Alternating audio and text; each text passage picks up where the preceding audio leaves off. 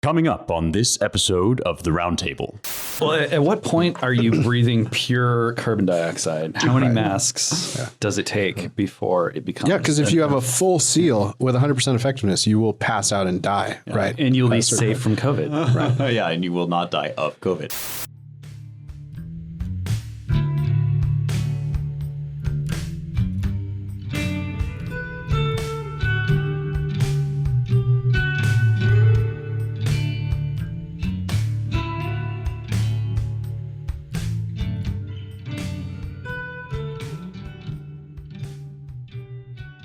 Welcome, everyone, once again to the Roundtable, the Publishers and Editors podcast here at the Claremont Institute, brought to you by our punk rock Claremont Review books, The American Mind.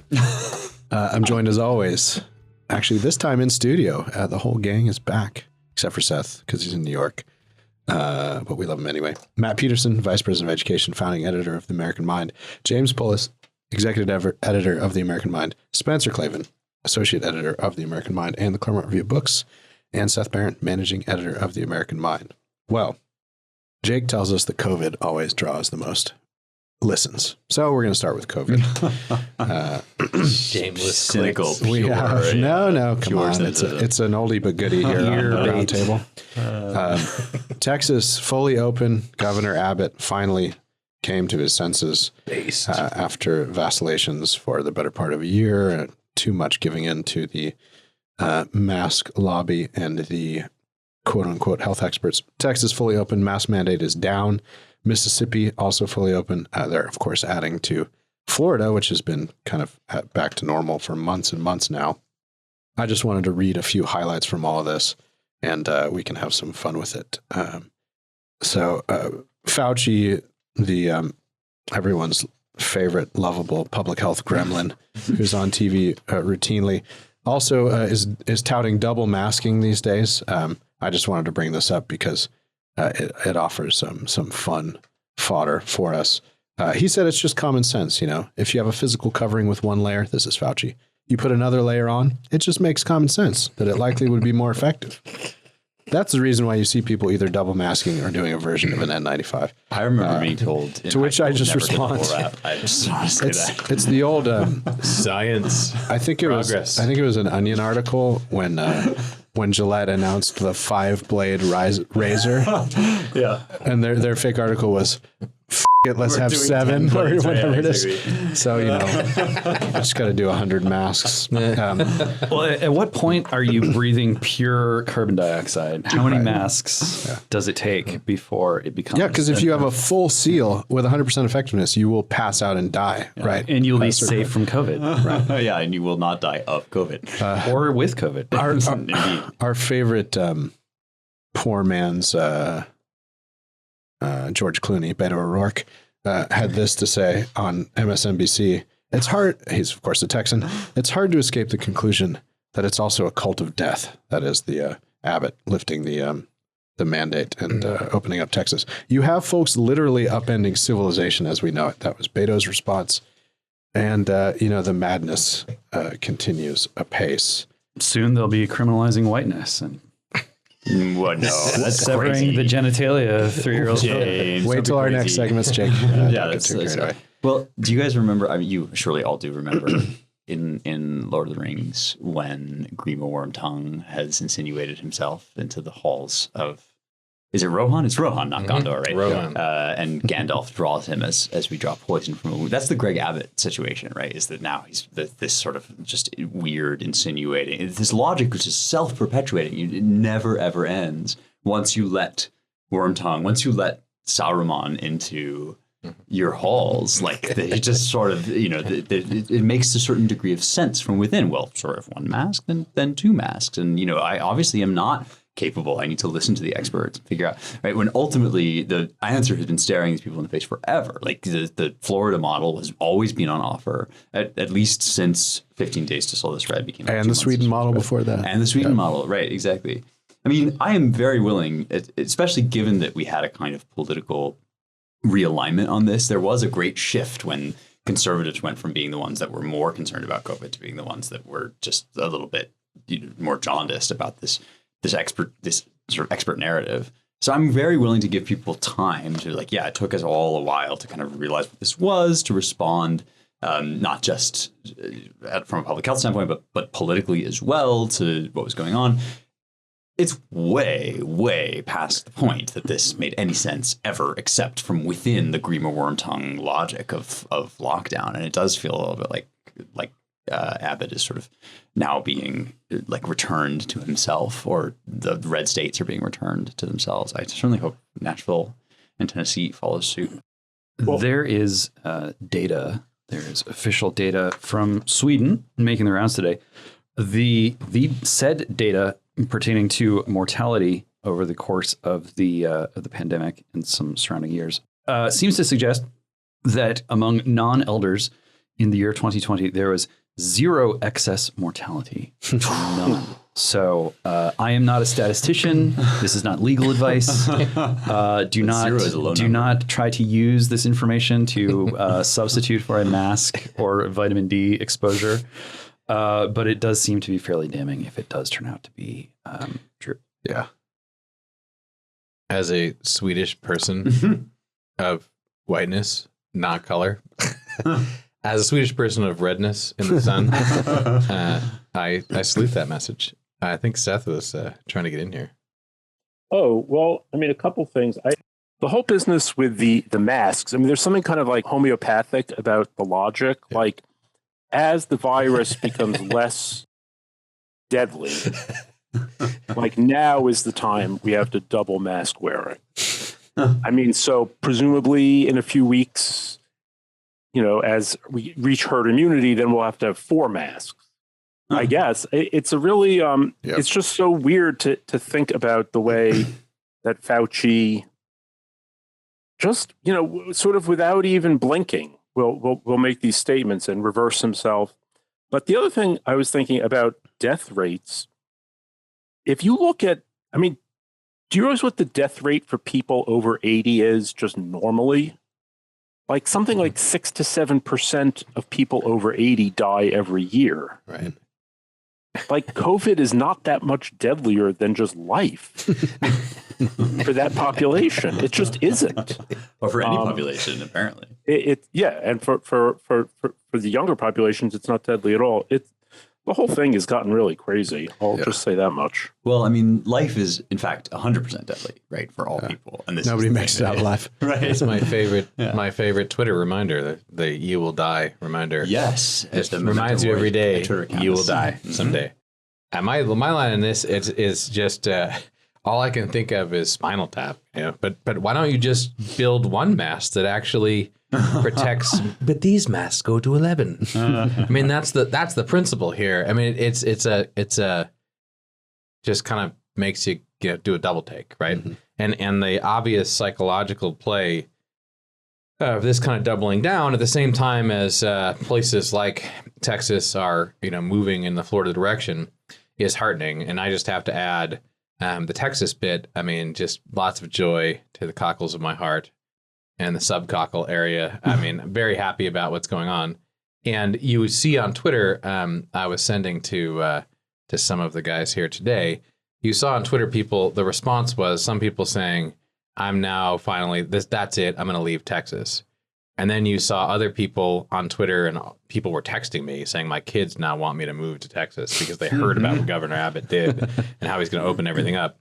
And so some people say they're going to geographically sort themselves, definitely, in both directions on account of this kind of decision. And we've known this for a while and talked about it for a while, but this really is, it's still the stark demarcation between blue states and red states that's still emerging, right? And people are still sorting themselves based on it. Yeah, if I were DeSantis, I would just capitalize and say, I hereby announce that we have been open and there has been no statewide mask mandate for months and months. Exactly. Yeah. You saw also on Twitter all these people saying, well, I was going to move to Texas, but I'm having second thoughts. Yeah. And all the right wingers like, yes, it's very dangerous down here. You really should. You see the Babylon Bee headline? 9 million people dead, 9 billion people dead or whatever, or is this something else? No, it's a picture of I said we should just look it up, but it's something like Texans take off their masks to scare Californians away. It's like a scared person running away from a guy taking his mask off. There's something. Sorry, go ahead. Yeah, as we are dating ourselves, citing movies from ancient times, my quote is from Moonstruck. Nicolas Cage's character, "Playing it safe is just about the most dangerous thing a woman like you could do." And there is wisdom here, but the wisdom is interpreted differently based on whether you are in red America or blue America. There are different ideas of what risks are worth taking and of what risks you have a duty to take. And so when you have that deep, Uncomfortable with this point, James. yeah, well, that fundamental of a culture difference is one that motivates people to sort themselves of their own regard. Yes, you know, you don't even need to have an election that year for people to go, "I would never risk this. This is criminal. You must hate your fellow man," and then to have the sort of opposite sentiment prevail in a different place. And so, you know, like I am not one to embrace the precautionary principle out of habit. But I do think that that kind of risk analysis is something. It's just really hard to like force someone to adopt an entirely different model of risk, Right. And you know, it looks like we are having some sort of, you know, conscious uncoupling in America based on sort of that sort of the value of risk and the assessment of risk alone. This is the great revelation. Sorry, Go ahead, Spencer, please. Of moving to Tennessee is not actually that the laws are different, but that the habits of the heart are actually what we're talking about. You know, I mean, since gym bro culture is now my reference for everything. Like this, the difference between going to the gym in Tennessee and going to the gym in Los Angeles is really revealing to me. Like at my gym in Nashville, there are no masks required. 25% of people or so wear masks. And I feel toward them the deepest sense of bonhomie. Like I have no problem wiping down the equipment extra hard or whatever, like being careful toward them, precisely because there is not this sense that I'm being like, you know, my personal autonomy is being reached into and like here I am back in Los Angeles. It's like I'm in an empty facility, essentially. I'm there at 6 a.m. There's nobody there, and I must wear a mask or else I'm literally not allowed in. Do we need to define gym bro? I think it's self-evident. It's a compound noun consisting of the words gym and bro who goes to gym. But the gym bros in Nashville are not wearing masks. Well, I mean, I shouldn't, like, I don't want to dox them or whatever, but like, you know, Too late. Yeah, whoops. No, I mean, like, there are gyms, at least, there are some gyms in Nashville. I will not say which one I go to, but there are some gyms in Nashville where masks are totally optional. And everybody gets along just great. Like maskers and anti-maskers get along just fine, precisely because like they have a certain respect for their personal individual autonomy. Like this should be your next article along the lines of the article the other one he already wrote about. Spencer already wrote a great one about why one would lift weights or be in shape. But at one point, my slack self realized I needed to get back into some semblance of shape. And I was poking around, convicted, as my evangelical Protestant youth would say, convicted by the spirit of maybe Bronze Age mindset, but, convicted by the truth. And so I'm looking around and Equinox, the fancy pants gym. Mm-hmm.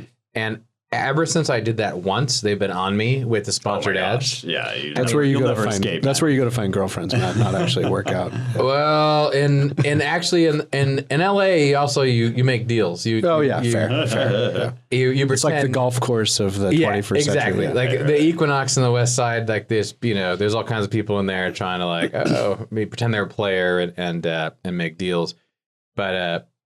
I didn't realize the girlfriend thing, but anyway, I get these things and it's so ridiculous because their actual ad that's sponsored on Facebook just has this guy, with a mask on prominently, and it just says "Join now," and then in big letters, the best safety standards. Yeah. And you just the ethos of that, right? I mean, is hilarious. Like. Yeah.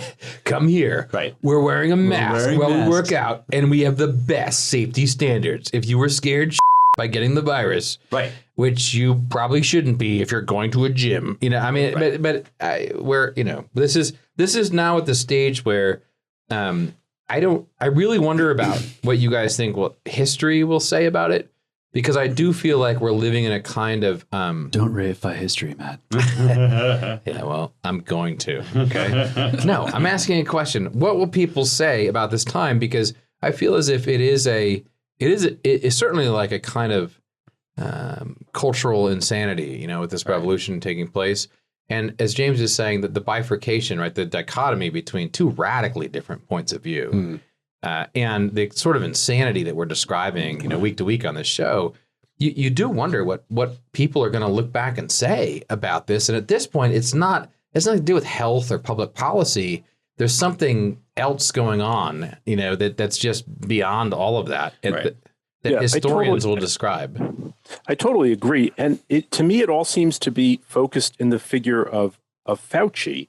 I mean, he almost seems like a kind of Ayatollah in that, I mean, he had this job for 40 years. Can you name anybody else in government who's had the same, like, powerful position Only for 40 a dictator. years? Like, constantly reappointed by every president? It's almost as though he's like, I don't know, the secret boss behind everything. I know that's a little crazy, but it does seem like he has this like almost religious authority, this you know, like a theocrat. Right. And as far as the mask wearing, and I mean, there's so many. It's really crept into advertising, like at least like, you know, print advertising. I see all these like on the side of bus stops.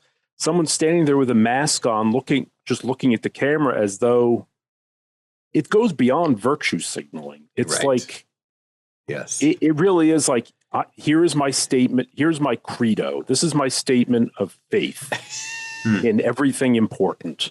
And that's all you need to know about me. Well, his and birthday, whatever product it is. His birthday is what, a national holiday? No, a local holiday now in DC. Day. And it's December 24th, right? I mean, it's Christmas Eve. Like Christmas Eve is Dr. Fauci the Day. Ayatollah of America. Right. Every day is Ash Wednesday, and your mask is your ash cross on your forehead. Yeah. I mean, a question I have is whether Seth, in the long history of his many failures in government and his perpetual reappointments, like whether he was always this megalomaniacal. Like now he is showing to me every sign of a man corrupted in the true Lord Acton sense by absolute power. Like he just, you know, he has and that is because not that he, you know, says ridiculous things, but that he has no even inkling that this might be galling or offensive to people, that he just wants them to mask through. Well, he embodies the precautionary principle now, right, to the point where, you know, we have to lie to the American people or else something bad could happen. And, you know, I mean, this will seem slightly like a detour, but I promise it has a point. So, you know, as we all are, I'm on like endless mailing lists and random spam that goes into my folder, and sometimes something catches my eye. So I received an email from the Marriott conglomerate of hotel chains. And, you know, if your vacations have been on pause, it's time to press play again. And so, okay, you know, that's like chumming, give me a deal. Chumming the waters with some deals. And their first sort of like spotlight on why this is a good time to leave your home and triple bag it and go to Hawaii or wherever is the next level of clean. Enjoy vacation peace of mind with our enhanced cleaning, which includes hospital-grade disinfectants. Why weren't they using these before? Hand sanitizing stations and social distancing. Yeah. And so, like, basket one is measures that make you ask, why have you not been using hospital-grade cleaning before? And then basket two is measures that, in fact, are not part of their enhanced cleaning. It's just like putting up signs that say, remember to stay 6 feet away, which, as we know, wherever you go, nobody does that. They don't stand on the little stickers on the floor of the CVS. Like nobody cares, and nobody cares because they know that it doesn't actually make sense anymore. Well, and so, you know, so like the simulation of progress is such a big part of like the brainworm that is being disseminated across the land, and it's the participating in the simulation is becoming more important than actually doing something that actually does measurably reduce the risk and actually does result in better public health outcomes. Fauci just has to get up, and his mere benevolent presence, his public appearance, and he sort of waves, and it's like health is emanating from this personage. What's amazing about Fauci is I'm old enough to remember when he was actually being called Mengele by ACT UP. Like in the 80s, he was seen as a Nazi. He was the face of like Reaganite genocide for gay people. This is what like Larry Kramer would say about him. They loathed him.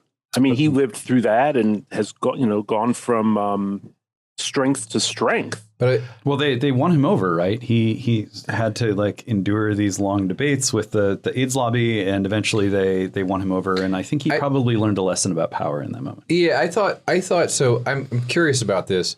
I thought, at a time when it was unclear what to make of AIDS, and this disease is ruining people. It's serious. It's happening. People are kind of going up and down. I felt like what Fauci figured out was kind of a bureaucratic situation, which was in a way disingenuous on all sides. And I could be wrong about this, but it's my strong suspicion from vague memories and also going back over the last 9 months that what he did is, instead of talking about the actual impact, on the folks who were impacted by it, he came up with kind of the idea that this is something that affects everyone, even straight people. Because of that, so kind of he went on Oprah and said that. Yes, yeah. He found the bureaucratic solution, which is not to address the truth of the situation, which this is devastating a lot of people in this community, but pretty specific to that community. And on the other hand, saying no or denying that fact, right? He was like, I'll do the precautionary lie to the American people. And I think that official DC, Seth, my opinion is like, that's when they're all like, oh my gosh, we love you. You understand how the game is played, because you just made up the idea that this will actually affect all straight people. Right. Therefore, everybody looks good, and we smooth out any of the problems. Does that make sense? There were 4 H's right before this. There were homosexuals. There were Haitians, heroin addicts. Haitians. Right, Haitians were one, I think. I feel like very unbased right now. Yeah. This was the thing. I quietly pride myself on knowing a lot of these things, but your cocktail party in Georgetown was not a cocktail party. Wait a minute. What was the 4th H? Oh boy! So there were homeless. The homeless people, right? Exactly, because there were needles, right? So it's homeless people, homosexuals, Haitians for some reason getting it a lot, and heroin addicts, right? So these were people who were using needles, and yes, and like the comparison with AIDS has always been riveting. I mean, I think we talked about this way back when we didn't even know what coronavirus was, and we were still sort of saying like, why isn't more people talking about this China virus? Right, and motivating the sort of elite narrative about, well, everybody gets AIDS, right? Which was nonsense. There's whatever other moral claims you want to make about AIDS, right? It was an issue. It was a thing that decimated the gay community specifically. But motivating the claim that it was affecting everybody was this notion that this is a disease that we have to pay special attention to. Right. And it's like one of the things that we learned in coronavirus is that paying that kind of attention to a disease depends on who gets it, and there were a lot of very powerful, when people in Hollywood or whatever started to get, again, AIDS crisis, not saying that it was bad that we responded to it. It's simply that who's getting the disease and how, and Dr. Fauci is kind of very much the person who makes those, who makes those decisions for us and then finds the public face of this big movement, this ethical movement. Yeah. Right. It's kind of so masks today, like dental dams in the 80s. Are the masks of today, this useless prophylactic that's supposed to protect people who aren't going to get it anyway.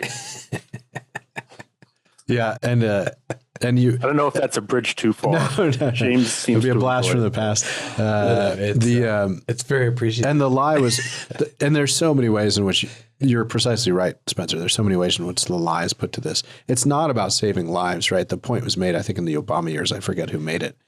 That we spend so much money on AIDS eradication in Africa when dysentery kills 14 million Africans a year. Exactly. It's oh, by the way, the other H is not actually homeless people, but hemophiliacs, right? Oh, because of transfusions.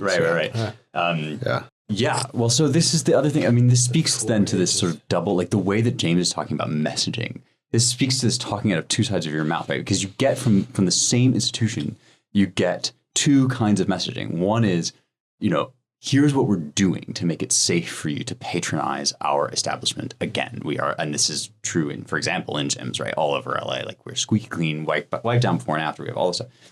And then there is also the messaging like, now we're open, like you can be free, you can come to be with us. They're marketing to two Americas at once, and the two attitudinal ways of sort of like viewing this whole situation. The Equinox ad, I think, says more about its clientele than it does about what Equinox thinks. Exactly. Which is coastal, upper middle class, and white. Because they know, and they're scared. Yeah, they're looking for the aspiring upper middle class who want to be in the higher class. Yeah, and that's their clientele. Who is it who called the middle class the anxious class? I don't know. Lash? One of the sounds like a Lash thing. But okay, so just one. I actually want to hear other people talk about this. So I'm gonna say it real quick. Hopefully, you can just dig what I'm saying, as a guy in the '60s would say. Don't you think one of the things that scares the shit out of me in philosophy, in the deepest kind of sense, do tell, is when and you get it when you first start studying the Germans. Really, like the worst of, way before all this spills out in the 20th century. You see it with Kant, you see it with a series of people, and there's kind of this obsession with purity, right? I mean, it really is like the critique of pure reason. I remember a friend of mine and myself first reading some of these works together in college, and ever since I've always thought that the principle holds.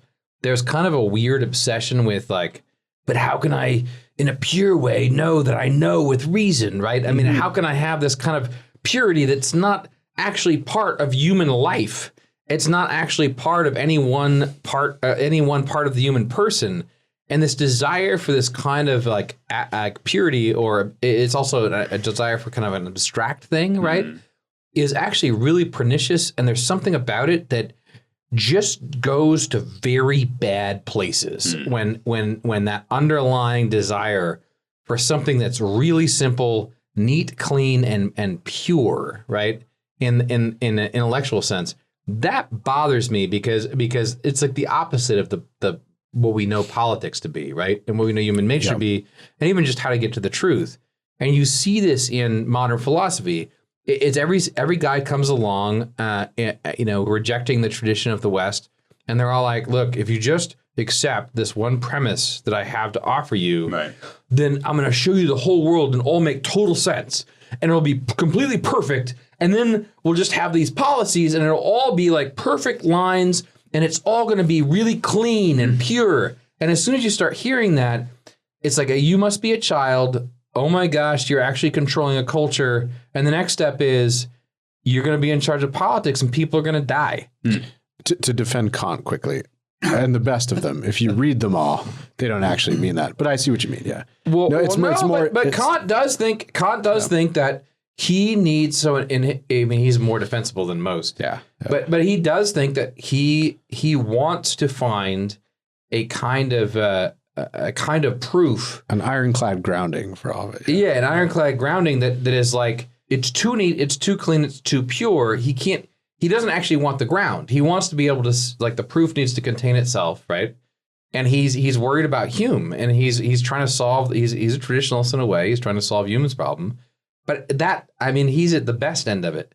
That desire, I think, it doesn't ask the right question, and it leads to very bad public policy, and in fact, terrifying public policy, to my mind. Well, everything. I don't know if this makes any sense, but but it makes a lot of sense to me. This is a deep, this whole desire for purity and a kind of abstract simplicity is, I think, marks the last 200-300 years of the worst of modern thought. In ethical sort of public policy, you're right, Matt, in the sense that Rawls was a cut rate Kantian. Yes. And the veil of ignorance has sort of shaped the liberals' view of justice in some ways. But, and he also wants the same thing. It's very clear. We've lost half our audience. There's these. Sorry, I didn't mean to interrupt you. I'm sorry. Well, everything kind of depends on whether you place that like pure one principle outside the scope of human experience and knowledge, or whether you suggest or imply that it belongs to you somehow, right? Like, and Kant, I feel like one of the valid accusations you can make about him is that he sort of wavers on that razor's edge. Like sometimes it sounds as if the noumenal world is sort of beyond our knowing in any like meaningful way, that there's no like, this sort of pure one truth is out there, but not ours. And like we live in the various like prismatic refractions of that one truth or whatever. But then like it does sort of always feel as if kind of smuggled in, there's this idea that you get that actually like that pure one truth is expressible in some sentence, like in the John Stuart Mill, right? Like the only right that you have to infringe on another person's. This is sort of one axiom that people come up with. I don't know. I guess I think the temptation is always essentially to bring God into human affairs, to like make him accountable to some rule that we can articulate, as opposed to sort of saying, because we do all feel, right, that there's some perfect and simple being out there that like has the one idea, but the idea that we could then enshrine that into politics is absolutely destructive. I don't know. What fascinated me most when I was trying to like understand our regime back, 10, 20 years ago, in which I never really captured to my own satisfaction in all the Pink Police State stuff, was the character of a regime that is not totalitarian, because it always needs this reserve of bad and dirty and filthy and wrong and dangerous and risky stuff that it can launder along its sort of border of the regime. And it can convert that sort of pool of resources of the bad stuff into the good stuff. That it can take something like, bathhouse culture, right, and launder it into something that becomes a virtuous and exemplary of like, something that can be tidied up and cleaned and sanitized and purified, right, so that it becomes a model for society at large. Right. To just take one example randomly. And that's really what our regime has done over the past 20 years. And in keeping with the middle class as the anxious class, it has been devoted to sort of seeking out things that are marginal or transgressive or upsetting or bad, and using like the thing that makes the bureaucratic apparatus have a purpose and have meaning is that through its powers, it can convert things that are scary and dangerous and bad and risky and transgressive into things that are safe, things that we share, things that characterize the regime. So, I think that's really what was going on for at least 20 years. This kind of resignation to the reality that things would be messy, but that the site of purity in society would be located in the sort of realm of the bureaucrats and the experts. Those were the ones who could purify. They're moral alchemists, right? Yeah, they're moral alchemists, and it's exactly through the morality, because what you develop is a society where everyone knows that behind closed doors they're completely disgusting and decadent and corrupt. But what we can purify at least is our values. You got old cougars writing sexy books about how Fauci is a sex symbol like 10, 20 years ago, right? Yeah, so the purity ends up having to come up to this sort of this incorporeal layer where the sentiments. That's exactly what I mean. I think that is the modern impulse. That is the worst of the modern impulse. Yeah, it's moral kitsch is one way that it's been described. But what's happening now is that model of like balancing out the pure and the impure, the sacred and profane, is losing its mystique, and the arrival of wokeness as this powerful force in politics is the arrival of a force that says, no, it's not enough. The moral kitsch is not enough. We want to purify real lives. Yeah. We have to come down from the level of nice intentions and nice feelings and the places you'll go. And it's not good enough. We need to push the purification down into the substratum of society, into its most intimate details. Okay, so what about this? So it's true that like Mitchell and others, like Josh Mitchell, just wrote a book. He's a fellow at our Washington Center, right? I mean, book's called American Awakening. American Awakening. He wrote an essay for us at American Mind a long time ago, like on that. That's this subject. The book is a full elucidation of that, and it's amazing stuff about how the wokeness is religious, etc. My problem with this is that in the past, I think you're right. Like there's a kind of moral kitsch that's like the refuse of this modern idea, with kind of it's like the leftover with the middle class or the upper middle class. It's kind of thing like the Marxy, fancy pants intellectual would complain about over the last century. But what you see now is a real desire to go all the way down. Like we really need to purify, right, these people.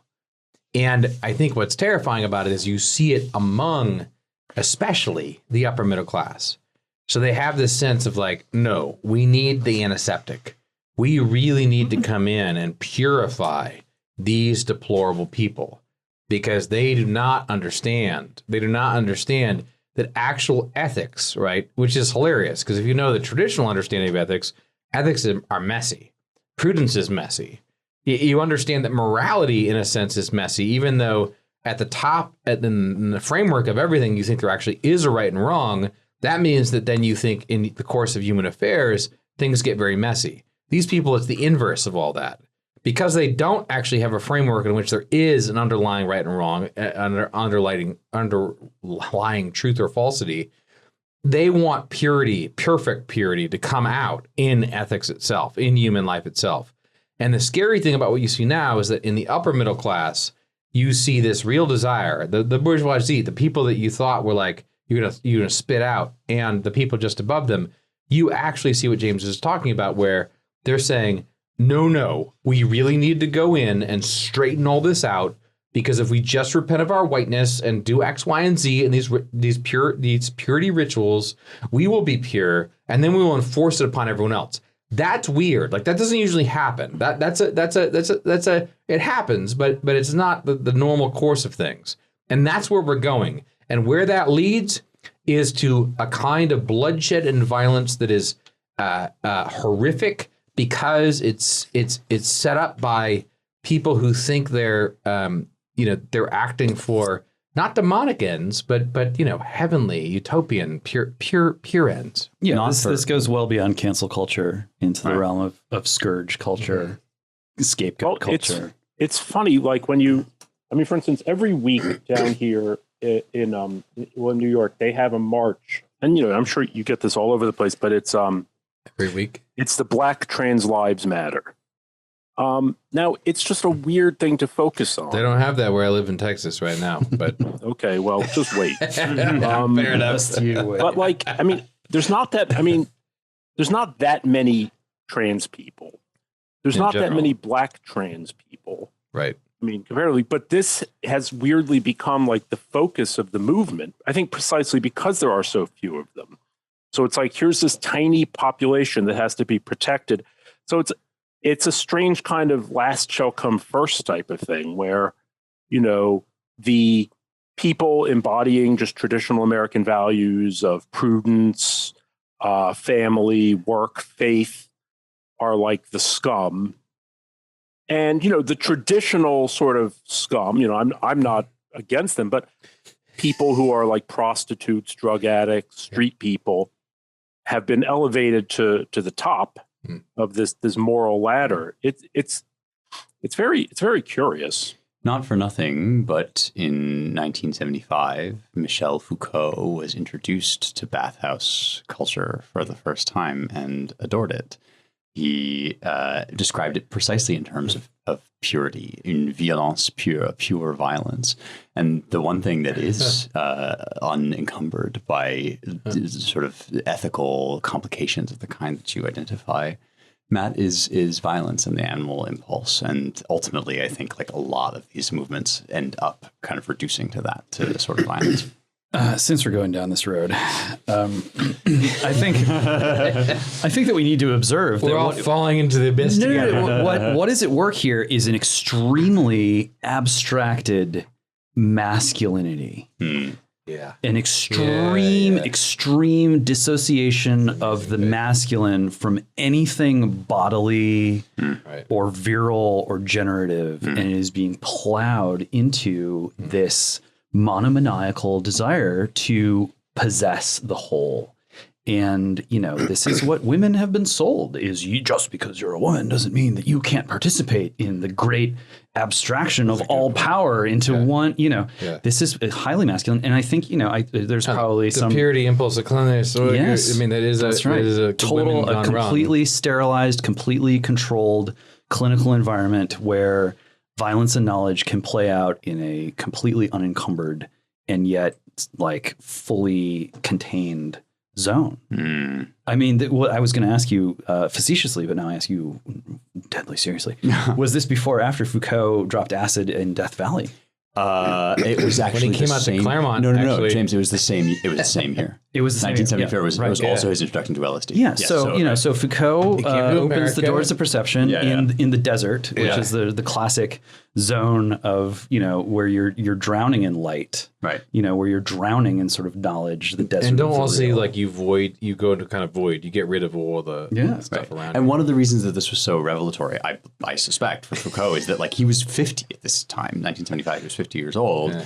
And this sort of suggested itself to him as like the embodiment of all of his theories, right? He had thought his way to all of this along the lines that Matt is suggesting. And then suddenly it was like, here it was. This is it, Yeah. If you remember in The Matrix, when, I know. Ladies and gentlemen, this is a great night, really. I'm just happy to be back in California in person. Welcome back to California. I'm glad I can see Seth. I wish he was here too, but this is good. Right before the Matrix populates with anything, it's just a gigantic blank white zone. Right. It's what Marilyn Manson described as a great big white world drained of its colors.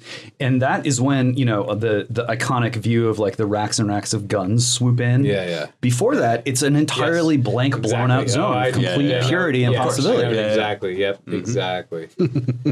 I think we need to transition to our next topic. But we've gone down more to say, bro. It's 1999 forever. We've plowed the grooves of the next topic anyway.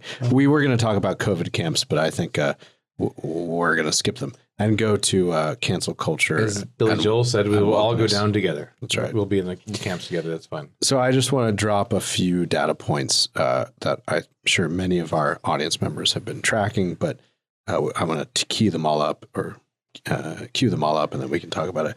So Mr. Potato Head, of course, no longer a Mr. That was deemed to be out of the realm of acceptable discourse. Interestingly, in this, there's this category of Babylon Bee prophecies that come true. One of which was the Babylon Bee prophecy was something like all Barbie dolls ordered to be de-feminized because it's not good. Yeah. So the prophecy more or less succeeding is the California Assembly has a bill that proposes there will be no boys or girls sections at toy stores that would make them illegal. And Alyssa and I have just talked about this. Yeah. Not quite on the sexual spectrum, but on the general wokeness spectrum. Megyn Kelly of broadcast fame, now with a very popular podcast as her third sailing in media, pulled her kids out of New York private schools when her 6-year-old was encouraged at one of these schools. That's $57,000 a year for a third grader or first grader. Who's counting? Megan's quite successful. That doesn't matter to her, but she did. This matters to her. Pulled her child out when he was encouraged to write a letter to the Cleveland Indians, denouncing their lack of sensitivity. The Sacramento County School District, is that right, Jake? Yeah, Sacramento City Unified School District. City Unified, thank you. Has proposed the creation of racial affinity groups. Let me just read 2 paragraphs of this proposed plan for being sufficiently woke in Sacramento. Racial affinity groups offer a structure of inquiry and can address many needs. They support us in exploring what has been forbidden, forgotten, and unhealed. For example, in racial affinity groups, white people can discover together their group identity. They can cultivate racial solidarity and compassion and support each other in sitting with the discomfort, confusion, and numbness that often accompany white racial awakening. They can also discern white privilege and its impact without the aid of or dependence on people of color, POC. White people who have formed racial affinity groups report that they recognize their collective commonality and shared history, as well as the impact that their privilege has had on other races and on each racial affinity group member. While many POC may not need an affinity group to help them relate to their racial group membership, they may need to explore the diversity that exists among POC and across POC without having the distraction of having to educate white people on whiteness and its harm. A habitual focus on white people can distract POC from knowing themselves as a diverse body. Exploring this tender territory in a racial affinity group can be a wholesome alternative to expecting white people at large, who often are not aware of being racial beings, to relieve the intense distress experienced by POC. And then finally, an entry from Cartoon Network, which I don't know where Jake found this. He trolls the dregs of the internet to find this sort of thing. YouTube this time. YouTube has a an hour and 90-minute program from Cartoon Network called See Color. The crystal gems say be anti-racist, and the sort of banner ad for it at the end with I'm sorry, what's a crystal gem? I don't know. It's some show. It's from Steven Universe, but that's a very odd show. Doesn't matter, to say the least. Yeah, irrelevant for this conversation. So on the final ad for it, as you go in the outro of the 90-minute program, they have see color, be anti-racist, and they have a black child, a white child, and then a purple alien. And the description at the bottom of it is, it's important to see people in all their beautiful colors. When you see color and the unique experiences that come from it, you can recognize the role racism plays in our culture and appreciate everyone and their diversity. It's purple undocumented immigrant. I'm going to offer the prediction, and I've stolen this from a Signal chat group that I'm on, with who actually the person who offered this. A couple of them are wise in the ways of modern wokeness. So one of them's a college professor, and the other works in and around DC. And they both made the point, and I'll leave them nameless to prevent them from future cancellation and camp hood. Is we're limping our way, we're galloping. What are we doing? We're really going to get pretty close back to the one drop rule that characterized segregation in the South. Just on the other side, Right. You will be the receiver of benefits and honors if you can prove you have one drop of oppressed blood in you, of whatever skin color or sexual identity. And if you can't, then you're on the bottom side of that caste. It's this cannot be good. It will not end well. Verily, I say unto you, if you have color as but of a mustard seed, nothing will be impossible to you. But at the same time, they're saying go and form racial affinity groups. Yeah. Where all the non-POCs, all the white people should just sit and, I mean, at that point, it seems like, well, they can set up the group, but they can't really control what gets said there.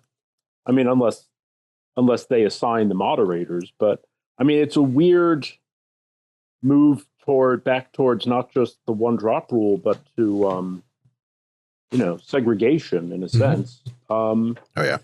Which look, if that's what they want, it seems like a weird choice given everything that we've gone through. But a friend of mine makes an interesting point, and it's a little like obscure, but he says like first the Jews became white, right, and then the whites became Jews. Meaning that, the Jews sort of became like super whites, just like the embodiment of everything bad about white people. Mm. And then slowly, whites, as they become a minority, take on all the characteristics that Jews traditionally had, which is like hyper control over everything and almost like mystical domination of spirit. And this is like, basically you have to, look at Western civilization over the last 140 years or so, but this is the trend. Right.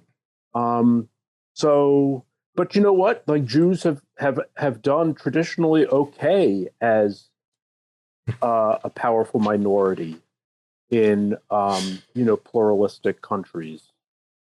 So who's to say how this will all shake out? Well, it's kind of sucked, though. Ever the optimist, Seth. Right. It's right. It is truly astounding. I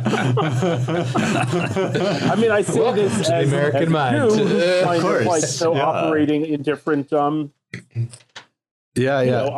on both sides of this coin. Right. So I do feel like Foucault on acid in Death Valley when I behold the spectacle. Okay, but not the other stuff. No. Of Woody Allen being criticized in public by like non-Jewish white women who have completely internalized every neurosis that Woody Allen has ever had. As we know from Clubhouse in the last couple of weeks, Seth, the Jews are not quite white, but they're spicy whites. Spicy, yes, I heard that. Well, like, I heard that. I mean, almost as if they were God's chosen people. Like the Jews have occupied this crucial space, this sort of like illuminating space in this whole endeavor. I mean, I said a while back when wokeness really started to take off, it's like when a movement like this occurs, you can sort of set your watch and be like, okay, how long before this turns into anti-Semitism? Like there's just a sort of, there's a sort of built-in mechanism where like all about hating people. So when are we going to hate the Jews? Like that's sort of the, and I just said this to a dear friend of mine from a long time, right? Who's totally on the other side and always trolling me online. And it is a strange thing because it's a matter of clockwork, as you say. Yeah. Like there's no doubt where this ends, whether you think, Omar, someone like that, who's obviously hates Jews, anti-Semitic, whatever. Right. It's clear where this ends. And there's a kind of denial there, right? That's just been there for a long time. It's strange. Where this is going is a caste system. Because what happens is enough white people are like, it's not fun to be white. This sucks. I'm going to invent my own race. And we're not going to call ourselves white. We're going to identify in a different way. And the regime is going to say no. It's going to say, no, damn it. You are white. And you can't unwhite yourself unless you have one magic drop of magic blood. Then maybe. Then you're on probation. And that's going to be a big problem when it comes. Okay, so don't you think, my take on this, I think is someone needs to write a short philosophical treatise on it. It's very clear in political philosophy. If you want to have your big open culture where everyone comes in and it's all hunky-dory and you invite all the world, that's great. We've done that much times before. When that actually lasts for more than 5 seconds, it's called empire. And when it lasts for more than 5 seconds and it's called empire, you will create a caste system by law. So, you want to invite the world to America? Fine, go ahead. You know what's going to happen? You're going to have who is a Roman citizen. It's going to be a lot, and there's going to be like multiple levels on either side of that. And that's exactly where these people are going. Now, they don't care because they know, right, regardless of all the racial division and identity politics they stoke, they will be fine. They will pay their way into the equivalent of Roman citizenship. But what is asinine in my mind is this idea among a lot of Americans still who support the left. They think like, oh no, we'll all just be equal and it'll be great. No, that's not where this is going. In California, for instance, it's it's already true practically. The effectual truth, right, in states like California and New York is that there already are there's a two-tier level of citizenship. And so if you're going to invite everyone from all over the place and there's nothing there's nothing to unify you in terms of culture, what's going to happen is you will develop legal tiers. That's just an inevitable kind of law of politics. And that's exactly where the left would take us. Well, wasn't it our friend Chris Caldwell who said, I think he said this a while ago, that first, you can't get rid of affirmative action because the beneficiaries are too weak and it wouldn't be fair. And then later, you can't get rid of it because they're too strong and they won't let you. So, I mean, that kind of speaks to this hardening of these categories, which take on their own weight legally. Yeah. So what's the, I'm curious, what are the scenarios for breaking this spell? There's balkanization / crack up we've talked about before. The geographical sorting that is political that's going on in the country right now could sort of morph. I mean, you'd have two parts of the country, right? Best case scenario. And given the, if we assume that crack up is going to happen, you'll have the formerly cosmopolitan blue areas who fully embrace this sort of new caste system. And then you would have red states or red banlieues, as our friend Mike Anton wrote in his book, The Stakes, which you should all buy and read, that would reject this kind of apportionment of justice. Or, I suppose it's hard to predict what circumstances will bring about in terms of political possibility, but I suppose you could defeat this at the national level. And have a kind of rollback and restoration. That's the premise. that being a possibility is the premise of our Washington, D.C. Center for the American Way of Life. We have no choice but to fight this and fight it hard, and to try to prevent it. But one of our challenges is that the spell that you describe is like the spell under which humanity has basically always labored. Like, we forget that we are kind of the exception. This notion that there are some people that genetics basically determines your role in society. I mean, these sorts of things are very primal, atavistic, like human attitudes, and they may well be sinful. I think they are sinful, and yet nevertheless, like, they do persist. And like many of our attitudes, materialism, for example, which represent themselves as these sort of like radical new ideas, are actually very, very old ideas. In fact, they're sort of like the default state of human society. So we do face that, like, sort of, there's something very appealing to the human heart about the one drop rule, despite the fact that it's like the root of all evil. I do sort of suspect that we will find when we, people don't want to live this way, at least still, like in America. I mean, there is there's a kind of natural tendency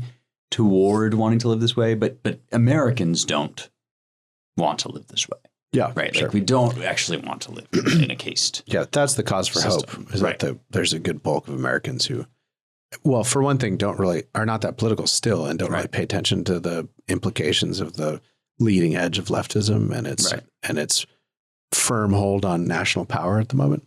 The question I keep insisting that people ask is like, how's that working out for you? Right. Like, and in fact, the answer is always miserably. Like, how is it working out for you? And actually in your life, like these ideas that you have about like invisible racism, are they manifesting? In what ways? Like, and how is it working out for you to interpret this like fully through the lens of like the way that you were born? I don't know, that I feel that the more we press that, the more people sort of escape the green worm tongue enchantment. To get back to to bring it back to my Lord of the Rings. Lord of the Rings. Grima is incredible. Very subtle. It's like the opposite of good rhetoric. The angel on your shoulder is the bad rhetoric. Angel on your shoulder that sucks the soul out of people. Right. He comes to disturb the peace. That's what Grima says about Gandalf. Is like, this is like we're we're good. Like, this is how it works. It's sort of straightforward and easy. It's how it's always been. And like the more you can. Worm tongue reminds me of like basically all the establishment Republicans in DC. Right. Yeah. No, you wouldn't actually want to fight the actual thing that's your actual opponent. You just, you don't want to do that. Right. And the King of Rohan can't actually win because Saruman is my master, like never Trumpers, right? Let's just say it. Yeah. And then I'm the pawn of the never Trumpers. You can't actually win. You're just going to lose. So the best thing you can do is listen to me, and in despair you're going down, and I'll help you like keep some level of respectability and just stay alive. Right. And the King of Rohan has greatness in him, right? Like, this is the sort of insight, right? Yes. I'm forgetting his name, but like whoever that king is, like, actually can, if he just mans up and takes his opportunity, like, can do, right? And like, there is something about, when we sort of lend Theoden, thank you, King of Rohan. It's like when we sort of like upbraid various coalitions on the right, it's not particularly because we don't even care if we nerd out in front of you guys. I need to bring the nerding out tonight. What I think of in these moments is Machiavelli, and there's much contentious discussion. You're not going to nerd out, but you are going to say Machiavelli. Oh, sure. You're nerding out in a different way. That's fine. In a pure way. It's much more respectable. Much more respectable. So say what you will about Machiavelli, but I think that Machiavelli's frustration with the way in which so many people in Italy had just embraced like ascetic despair is resonant. And even though he lived in like a time that was like 18 million times better than ours aesthetically. But but he saw this as a problem. And I think what he was afraid of, and justifiably so, was if the majority begins to accept the idea that they are bad, what becomes of your society? Right. And when we look at the trajectory of wokeness, what we see is an effort not just to like elevate the most like wretched and despicable mutants ever to be imagined on planet Earth to the very heights of prestige and purity as a model for all to follow. It's not just that. It's the idea that the majority should be punishing themselves for who they are. And in a world where machines are as powerful and authoritative and dominant as they are, when people feel great envy toward our machines, which are invisible and omnipotent and can fly around from place to place like demons and do magic acts, it becomes like as is depicted in a lot of pictographs on the cliffs thousands of years ago in America. I mean, it's nothing that desert fathers didn't encounter, being ones who put themselves to the test by being drowned in light and trying to locate God in that kind of world. What unfolds is that people need a reason to believe and understand that being human is a gift. It is a divine gift. You have a soul. You are worth of being human, and being human is not a curse. And asceticism does not reinforce that idea in the way that it used to. And this is what I really worry about when I think about what the trajectories of wokeness, the rise of the empire, and what's going to become of most Americans who are some kind of like white mutt, Right. and they're being encouraged to see themselves as deserving of ascetic punishment, and that is very destabilizing for the regime. I mean, another classic Machiavelli moment in his exile from the sort of core of society. I mean, I get the sense that he longed to be a part of Florentine, like mucking about and government. He seemed to enjoy his time as a sort of he was, magistrate. yeah, exactly. Right. He had and his then, time, yeah, and then like tortured and condemned, he finds himself in exile. And one of the things he writes is like, the discovery of new worlds is as dangerous as the discovery of new ideas. This is early in the discourses on Livy, like. And he was like one of the only, in that one sentence, which is, as far as I know, his only reference to like Columbus and whatever. Yeah. He shows a greater understanding of what was about to happen than anybody else writing at the time. Yes. So I'm curious, just Spencer, just cut to the chase on this. Like I am not in one of our very good friends' place on this, even though we've been to Machiavelli's house before, and I've thought my whole life about it. Is Machiavelli the beginning of modern political philosophy? I think, yes, he is. And on the other hand, did he see clearer than his contemporaries? Absolutely, yes.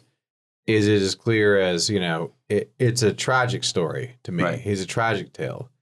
But ultimately, like, I do think that is the beginning of modern political philosophy. Right. I mean, but what do you think about that? Well, I mean, I guess I sense in that moment something quite analogous to what James is describing about a lot of our own. Yes. A lot of the people who just, it's like, they don't understand that the questions that they're even answering are not the questions that are being asked. Exactly. And there is this sense that. Whereas Machiavelli, like, he looked and he saw this. He read the damn scene. Right. He read the table. Yeah. Like, read the room or whatever that they say. He read what's going on. No, exactly. Well, look, like, round about 1440. The printing press is invented. 1492, Columbus sails the ocean blue. Somewhere between 1513 and 1515 or so, like, Machiavelli is doing all of this stuff, and there is this sense that, like, and in 1515, Leo X is like, well, the printing press is great, but we now have to, like, do the Inquisition, basically. And the Roman Empire has only very recently finally breathed its last. Exactly. Gas. Right. And there's these like contextual transformations about the, like, context within which we are even having any of these conversations at all, like, are now occurring in ways that very, very few people can see. And so, like, James, when you say, like, he's also observing that, like, the mainstream is sort of condemning itself. Like, the mainstream, I think, may have been, like, passing out of existence, in a way that, like, very few people could handle or contemplate. Which is exactly the kind of situation we're in. Right, yes. Right, yeah. And I have to say, I don't like these. Last thought. Okay. Right. Fair enough. Not to interrupt you, Matt. No, it makes sense. But humble, a small thought for the night. But I don't like to make these. I don't know. Every fiber of my being is against saying, like, oh, this is a really weird situation because the situation I'm in is actually different than the situation other people are in. But it's true when I talk to people who just are living right now, who I know, we're in a crazy transitional period. Right. Like in our lifetimes, we're seeing a transition that demonstrably, when it comes to both technology and thought about, practices like that are visceral, that have to do with our bodies and that have to do with our minds, we are right at the cusp of a kind of turning point. And that's what's so weird about living right now. And that's a serious thing. And that's a serious thing to think about for, our listeners. It's not a normal time. This is not normal political time. It's not normal cultural time. That's demonstrable. Right. This is not like some hubris or some, I have no, some idiotic pride of, narcissism. Like, oh no, we're forging a new path. No, we really are demonstrably in a time where things are turning, whether you like it or not, in a transitional period that's happening very fast. And you live at the tip of that spear. Right. And the question, my friend, is, what are you going to do? Right. Pop quiz, Hop Shot. Yeah. Think well, do good, and build. Good. Well, on that note, we've run out of time, so we should end. More deep thoughts, like Jack Handy, next week. We should really make up our own American Mind Jack Handy thoughts. Yeah, a little book, just to let everyone know we're not on a high horse right now. A coffee table book, yes, reasonably priced. For those not familiar with Jack Handy's deep thoughts, buy the little pamphlets, Deep Thoughts and then Deeper Thoughts. They're endless sources of amusement. They hold up quite well. So with that, thank you all for listening to the Roundtable. If you want to support our work, visit claremont.org/donate. And if you want to learn more about all our projects and writing, visit our websites at americanmind.org, claremont.org, claremontreview.books.com, and our brand new Washington, D.C. based Center for the American Way of Life, dc.claremont.org. Please rate, share, and subscribe at Apple Podcasts or wherever you get your podcasts. Thanks to the production and engineering crew, Jake Gannon, Annalisa Lee, and thank you all for listening. Talk to you next week.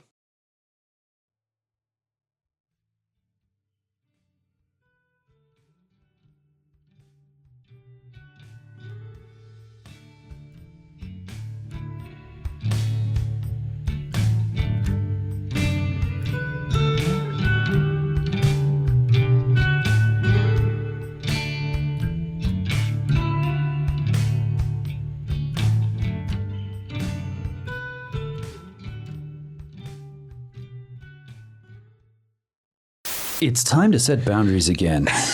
Make 6 to 7 p.m. sacred with a signature #Bourbon Time cocktail. Brought to you by Jim Beam, sponsored tweets. So the way to establish a work-life balance is not to just get trashed at a certain point, so you're incapable of work. I'd like to point out that the moment that the bourbon hit the glass, I got